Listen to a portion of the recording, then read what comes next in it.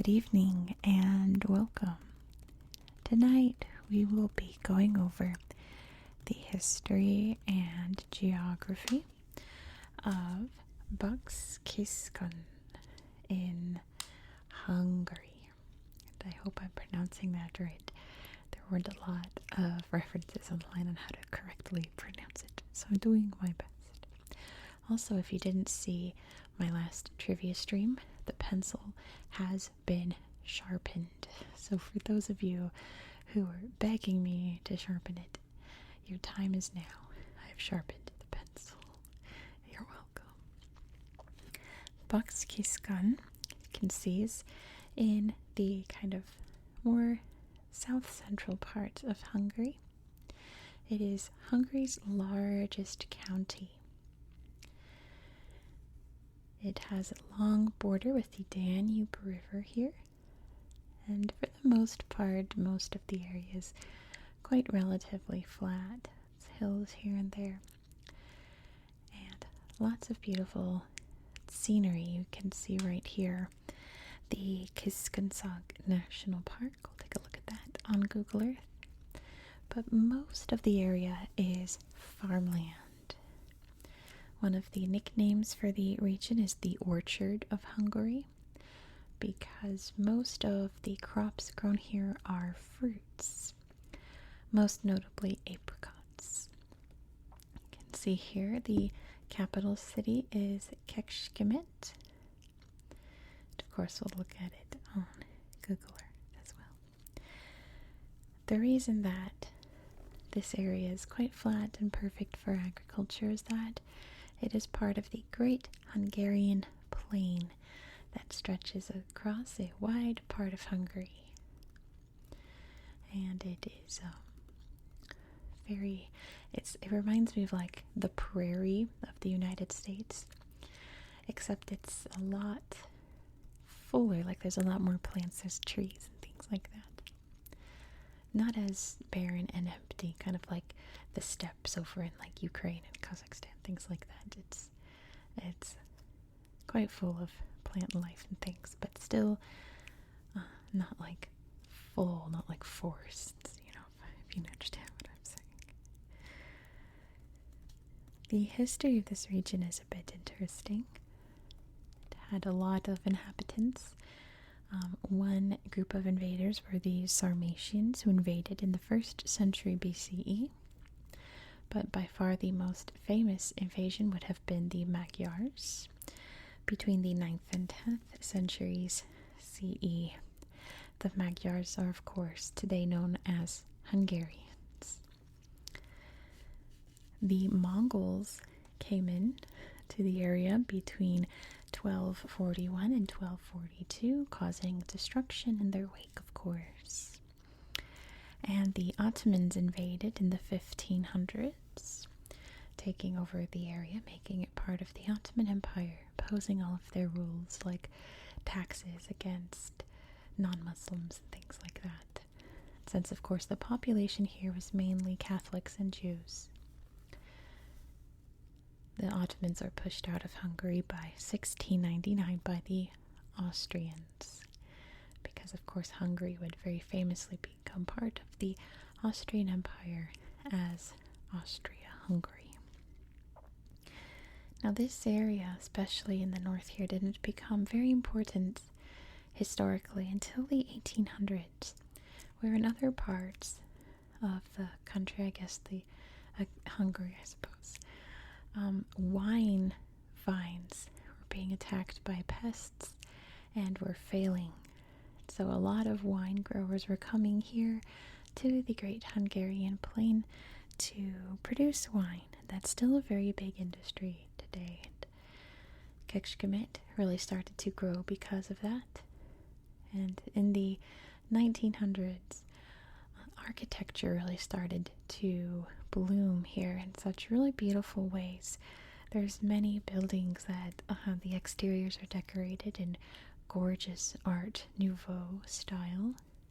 I can't really describe it without showing you, so sit tight. We'll look at some on Google Earth. Interesting fact, though, here in the south this corner here, especially the city of, I believe it's Bahia, Bahia. This corner here was taken over for about a week from August 14th to 20th, 1921 by the Kingdom of Serbs, Croats, and Slovenes, which would eventually become Yugoslavia in about a decade. They took over, said, hey, this area is historically Serb. We want it. And Hungary was like, no, get out. And they did, and Hungary took it back over. I just thought that was interesting little fact. Of course, World War II quite devastated the area, especially in terms of the Jewish population. Pretty much entirely wiped out in the area here. I'll show you what the big synagogue of Kecskemét looks like now. It's interesting. But the area slowly bounced back after World War II. It is quite prosperous today. The county itself was created in 1950, so Bács-Kiskun as an entity is somewhat new, especially in terms of European history. But like I said, it is almost all entirely farmland. And that's pretty much the history. So why don't we go take a look at the region over on Google Earth? Sorry, that was a short one. But, this area, compared to the rest of Hungary's really illustrious history, is kind of a little footnote. It's just the farmland, Let's head over to Google Earth and take a look. Here we are at Bács-Kiskun. Again, I hope I'm saying that right. Let's start by zooming out so you can see exactly where we are in the world here in Central Europe. A lot of people aren't quite sure where Hungary is. It's pretty much smack dab here, the middle of Europe. You can see bordering Czechia, Austria, Croatia, Serbia, Romania, Ukraine, and Poland there. Pretty much in the middle Europe here. As you can see, we're in, like I said, kind of south-central Hungary here. Bács-Kiskun. What do I want to show you first? I guess we'll start in Kecskemét. Really interesting city here. I want to start off by showing you the Art Nouveau style, and I found a building that's the perfect example. It's right here. So here you can see the rest of the pictures are the inside, so I'm just going to show you the outside. This really elegant art style painted all around the building here. Quaint little patterns here all around. It's very, very sweet. So there's quite a few buildings with this beautiful exterior design, but this is the best example. When I was Googling Kecskemét Art Nouveau, this building almost exclusively popped up. So that is the one that I will show you. Of course, the city has all kinds of beautiful churches. You can see this is definitely the more old town, isn't it? I guess if I go like this to show you the main slideshow, we can see more of these really beautiful buildings. You can see this gorgeous style here, and even much more older styles. It's all very quaint, isn't it? You can see a little bit more of that Art Nouveau style right there on that facade. Right there, that's a better picture. Not as pretty as the other one, though, right? A little nativity there. Let's see. It's a pretty church there, but the more famous one. Isn't that a lovely building as well? Look at this. That's more Art Nouveau as well. Pretty churches here. So it is getting all retrofitted. Very beautiful city. Architecturally beautiful, like I said. But I can show you, like I said, I promised you I'd show you what the huge synagogue is today. So there's a very large Jewish population in this city prior to World War II. And you can imagine what happened. Very sadly, the Jewish population here is pretty much non-existent. Today, the old synagogue is the Hungarian Museum of Photography, which you can tell when you look at the interior here.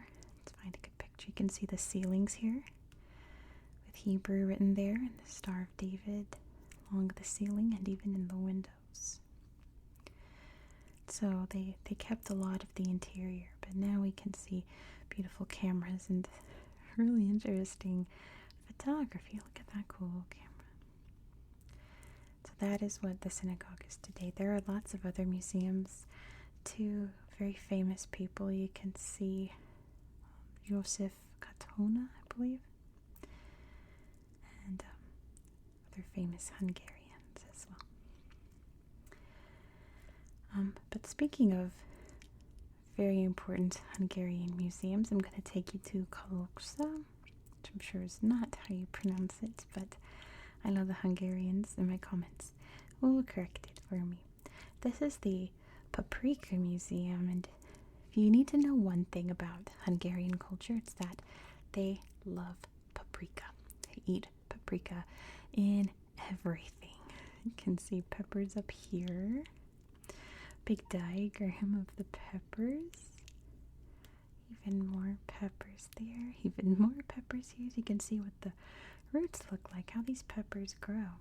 I guess it's a little mill, I suppose. And just the history of making paprika that looks like St. Stephen, probably, first king of Hungary. And all the things that go into producing paprika. It's not a Hungarian dish if there isn't paprika in it at all. You can buy big old bags of paprika here.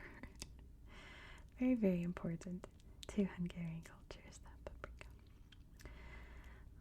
Let's take a look at the national park. I have to figure out where it is. It's around here, I believe. Oh, you can see all the farmland, right? Check it out. Let's look at that. Beautiful little patchworks here. You can see lots of green space and lots and lots and lots and lots of farmland. Pretty cool. Look at all this here. Busy, busy, busy farming community there, huh? Here, let me type in the national park. I think I have it saved. Let's see. Paprika Museum, here it is.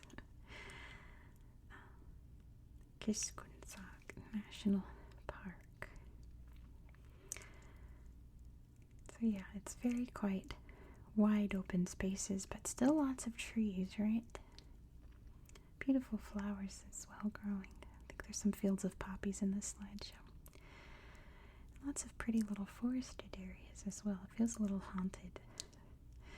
See, look at all the poppies growing. Isn't that beautiful?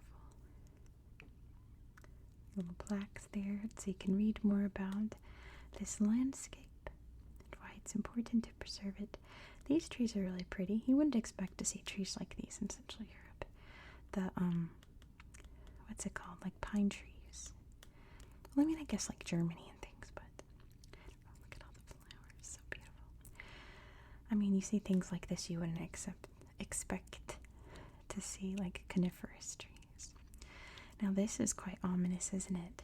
This looks like if you say a magic spell, this huge forest creature will awaken and fly away. It's a little haunted, right? Oh, that's cool. What is that? Look at this thing growing here. I'm not sure. But I really need to. There's some big plums, it looks like. But that is this region. There's another slideshow here, but I think it's just more of the same. Yeah, more examples of this really pretty landscape. Look how green it is in this picture. Ooh, lots of old mossy things here too. Yeah, I feel like if you say the right magic words, the moss creatures will awaken here. That's what it feels like. It feels a little bit of like haunted wood. But like in the best, most charming ways. Oh my goodness, there's a stork. You know that moment when there's a stork in your yard? Maybe there's a baby on the way now. Let's see, is there anything else I wanted to show you? I don't think so. I poked around and it's mostly just little farm things, which is quite nice, but it's kind of like when I'm on an island and I can only show you so many beaches before I start repeating myself. I can only show you so many farm things before I'm like, and here's more farms, and here's more farms, and more farms. So I think what we'll do is we'll head over here and find a nice slideshow.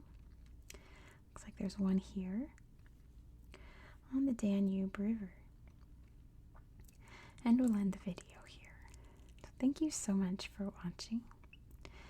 If you enjoyed this style of content, please consider subscribing. This is an ongoing series on my channel, and next we're going to head over to Afghanistan for the first time. I say that because I'm going in alphabetical order of all the regions in the world. And Afghanistan, I think, has 6 regions that start with BA. So we're going to go to Afghanistan almost weekly.